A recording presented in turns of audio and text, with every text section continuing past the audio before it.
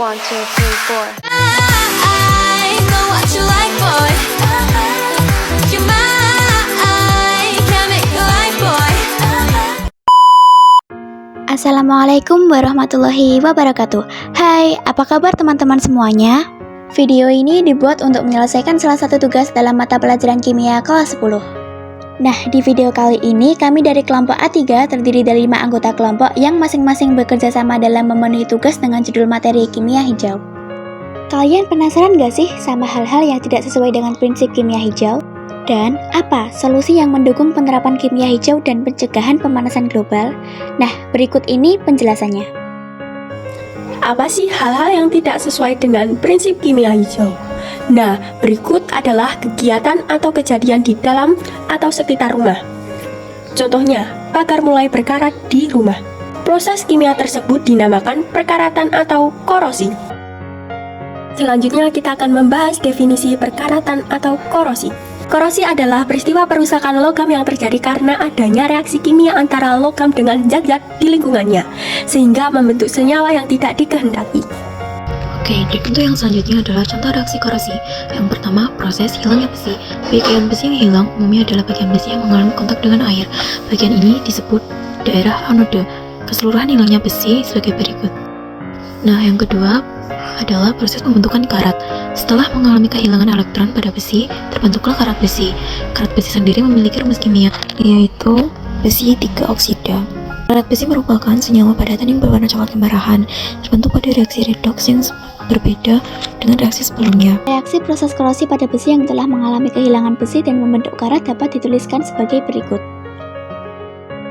Nah, berikut ini persamaan reaksi kimia setara pada perkaratan. Kemudian, hal yang tidak sesuai dengan prinsip kimia hijau. Pada proses pengaratan, besi bertindak sebagai pereduksi dan oksigen yang terlarut dalam air bertindak sebagai pengoksidasi. Karat yang terbentuk pada logam akan mempercepat proses pengaratan berikutnya. Juga korosi dapat menghasilkan senyawa beracun atau berbahaya jika terkena lingkungan, dapat menimbulkan penyakit dan membahayakan kesehatan. Lalu, beberapa solusi yang dapat dilakukan untuk mencegah perkaratan diantaranya ada: yang pertama, pengecatan; yang kedua, pelumeran dengan oil atau gemuk; yang ketiga, pembalutan dengan plastik; dan yang keempat, mengontrol kelembapan udara. Yang kelima, tin plating. Tin plating merupakan sebuah proses elektrolisis yang dilakukan untuk menghindarkan bahan dari kerusakan. Yang keenam, chromium plating.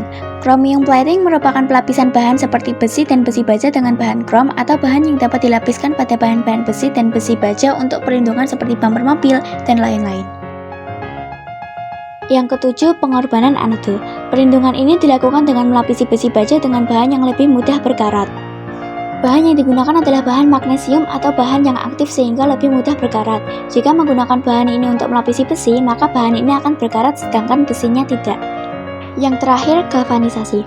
Galvanisasi merupakan pelapisan yang digunakan dengan zinc plating. Selanjutnya yakni tentang penyebab pemanasan global. Salah satunya peningkatan gas monoksida. Gas karbon monoksida bisa menjadi penyebab terjadinya pemanasan global. Gas ini amat berkaitan erat dengan aktivitas manusia, terutama kendaraan bermotor. Gas karbon monoksida inilah yang akan dikeluarkan oleh kendaraan bermotor dan menyebabkan polusi. Cara mengatasi pemanasan global yakni dengan mengurangi penggunaan kendaraan bermotor pribadi dengan memanfaatkan angkutan umum dan menanam pohon. Beberapa pohon juga bisa melawan peningkatan karbon dioksida yang disebabkan oleh lalu lintas mobil, manufaktur, dan aktivitas manusia lainnya.